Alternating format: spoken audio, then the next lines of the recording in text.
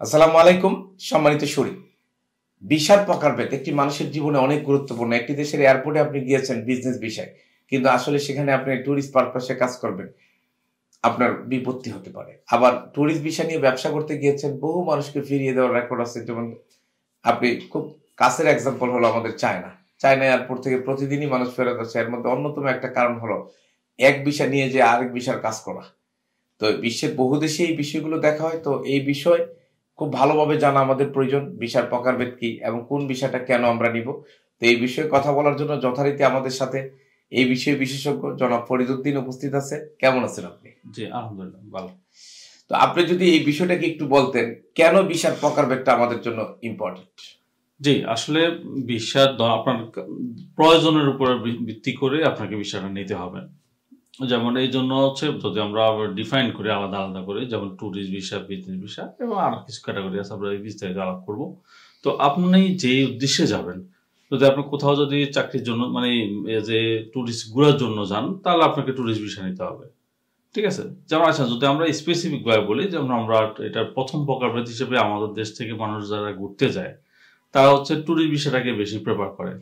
যে আমরা হয়তো অ্যাজ ইউজুয়াল আমরা ঘুরতেই যাব বা ঘোরার উদ্দেশ্যে যাব, বা অনেকে হয়তো আরো উদ্দেশ্য থাকতে পারে যে এটা ট্রাভেল হিস্ট্রি বিল্ড করা, বড় কোনো দেশে যেন ট্রাভেল করতে পারে বা সারা দুনিয়া সে এক্সপ্লোর করতে পারে। তো এই জন্য পারপাসটা তার প্রধান যে ভিসাটা দরকার তা হচ্ছে ট্যুরিস্ট ভিসা। ঠিক আছে। অর্থাৎ আপনি ভ্রমণ পারপাসে যখনই কোথাও যাওয়ার চিন্তা করেন, দ্যাট ইজ ট্যুরিস্ট ভিসা। ওকে, তাহলে আমরা পরবর্তী যে প্রকারটা আসতেছে সেটা কি? হ্যাঁ, এই ট্যুরিস্ট ভিসা রয়েছে। আমরা আরেকটা জিনিস বলি, ট্যুরিস্ট ভিসায় গিয়ে আপনি কিন্তু ব্যবসা করতে পারবেন না, ব্যবসা রিলেটেড কোনো কিছু করতে পারবেন না।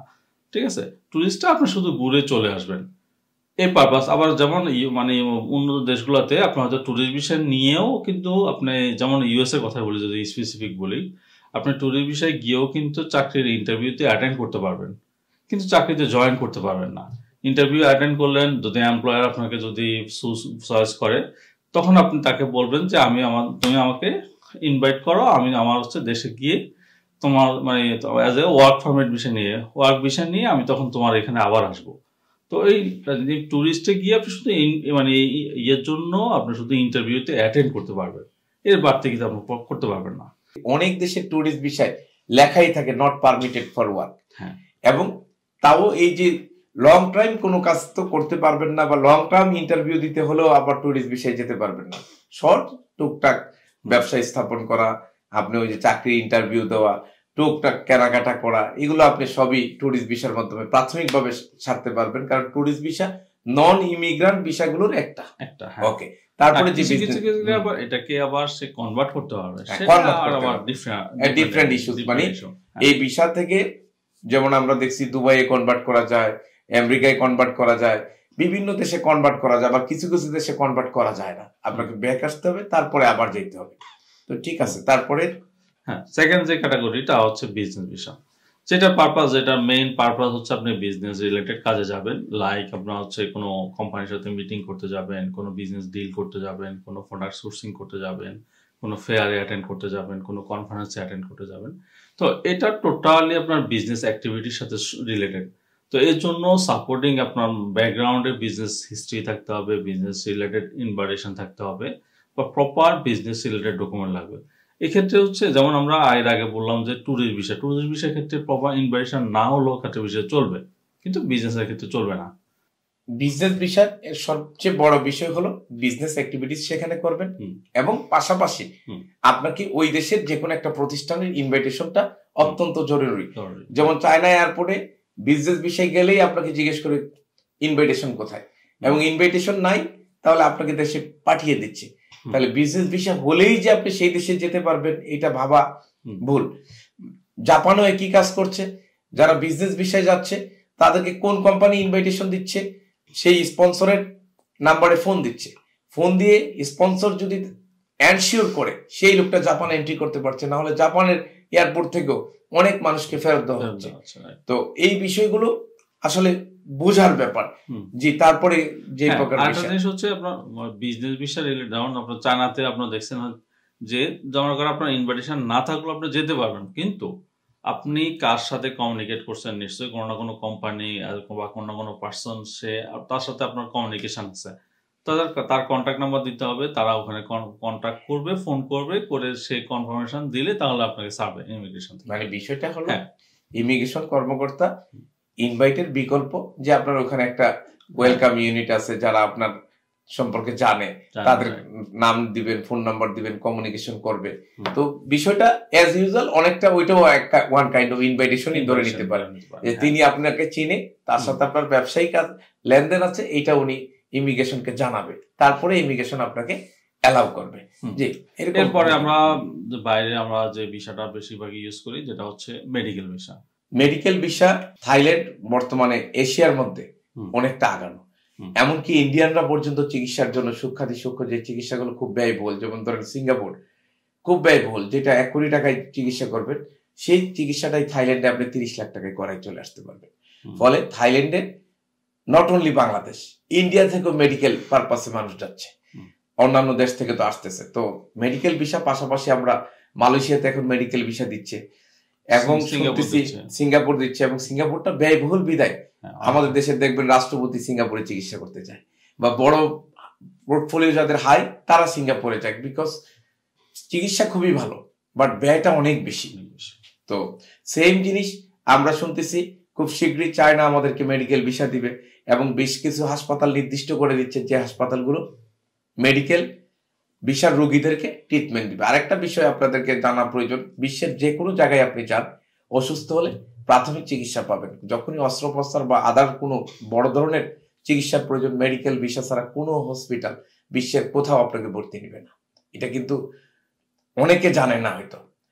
যেমন আমাদের সাথে আমরা অনেক সময় বিজনেস ট্যুরে লোক নিয়ে যাই, একজন লোক চায়না গেছে, অসুস্থ হয়ে পড়ছে। অসুস্থ হয়ে পড়ার পরে প্রথম দিন তো ওনার পেটটা ফুলে গেছে, দ্বিতীয় দিন দেখলাম পরিস্থিতি খারাপ, ওনাকে হাসপাতালে নিয়ে যাওয়া হলো। নিয়ে যাওয়ার পরে ওনারা এমআরআই করালো, আরো কি কি টেস্ট করালো, সিটি স্ক্যান, বিভিন্ন টেস্ট করে কিছুক্ষণের মধ্যেই, এই 2-2.5 ঘন্টার মধ্যে ওরা বলে দিল যে ওনার লিভার সিরোসিস হয়েছে। তো আমরা বললাম ওনাকে অ্যাডমিশন করাই দিতে ওখানে। তো চায়নার হসপিটাল বলল যে ওনাকে যত দ্রুত সম্ভব ওনাকে দেশে নিয়ে যেতে হবে, যেহেতু উনি এখানে বিজনেস পারপাসে আসছে, ওনাকে আমরা এখানে লং টার্ম রাখতে পারবো না, ওনার চিকিৎসাটা, কারণ এটা একটা কমপ্লেক্স রোগ এবং এটা টাইম লাগবে, সো ইমিডিয়েট ওনাকে আপনারা দেশে পাঠানোর ব্যবস্থা। তার মানে হাসপাতাল ইমার্জেন্সি যে এইড আছে সেটা তাকে দিয়েছে, কিন্তু পরবর্তী আর কোনো ট্রিটমেন্ট দিতে আগ্রহী না। তাহলে বিষয়টা হলো এই ধরনের অনেকে ইন্ডিয়ায় চলে গেছে ট্যুরিস্ট ভিসায়, যে ডাক্তার দেখাইছে কিন্তু তার অস্ত্রোপচার প্রয়োজন, সে করতে পারে নাই, বলছে পরে মেডিকেল ভিসা নিয়ে আসেন আমরা করব। মানে প্রাথমিক ট্রিটমেন্ট আপনি সারা ওয়ার্ল্ডেই পাবেন, বাট বড় কোনো ধরনের সার্জারি প্রয়োজন, আদার্স প্রয়োজন, মেডিকেল ভিসা ছাড়া এটা করবে না। জি, তারপরে তারপরে আমরা হচ্ছে ওয়ার্ক ভিসা, যেটা হচ্ছে একদম বৈধভাবে আপনি এখানে মানে যে বাইরে যাবেন, কাজের জন্য যাবেন, যেটা আপনার স্ট্যান্ডিং এ আপনার ওয়ার্কের কন্ট্রাক্ট থাকবে, ইভেন কন্ট্রাক্টের ডিটেলস থাকবে, আপনি কি কাজ করবেন, কত স্যালারি পাবেন, কতক্ষণ কাজ করবেন, কোন কোম্পানির হয়ে কাজ করবেন, এছাড়া আপনার আদার্স কোনো ফ্যাসিলিটি আছে কিনা, টোটালি এই জিনিসটা ডিফাইন করা থাকবে। তো আমাদের দেশ থেকে ওয়ার্ক ভিসা সবচেয়ে বেশি হচ্ছে সৌদি আরবে, যেটা মিডল ইস্টে। এর পাশাপাশি মিডল ইস্টের অন্যান্য দেশগুলোতেও কিছু কিছু হচ্ছে, যেটা আমার করেন মালয়েশিয়া, দুবাইতে বর্তমানে বন্ধ, কিন্তু দুবাইতে মানে ভিজিটে গিয়ে তারপরে কনভার্ট করে নিতে হয়, তাও ভিজিটও এই মুহূর্তে বন্ধ। কিন্তু এছাড়াও ইউরোপের দেশগুলোতে হচ্ছে খুবই কম, যেটা আমার করেন পর্তুগাল বা হচ্ছে গ্রিস, এসব দেশে হয়, এবং ইটালিতে সিজনাল ওয়ার্ক ভিসা হয় বা স্পন্সর ওয়ার্ক ভিসা হয়।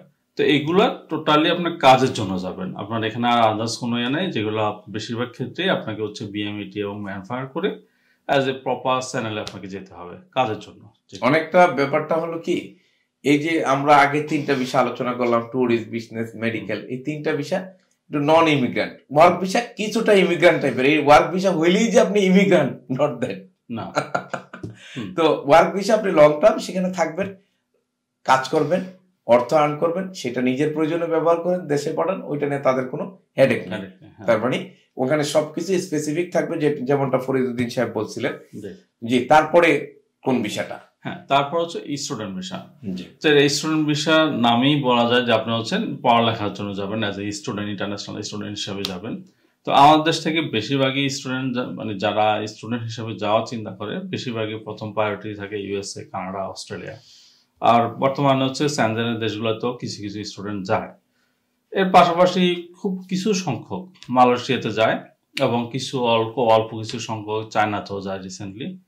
এর পাশাপাশি হচ্ছে জাপানেও স্টুডেন্ট ভিসা চালু আছে, তবে এটার প্রসিডিউরটা একটু লেন্দি প্রসেস। আপনাকে ল্যাঙ্গুয়েজ আয়ত্ত করতে হয়, একটা ল্যাঙ্গুয়েজে টেস্ট দিতে হয়, অন্যভাবে আপনাকে একটা লং মানে প্রিপারেশনের মধ্যে দিয়ে যেতে হয়।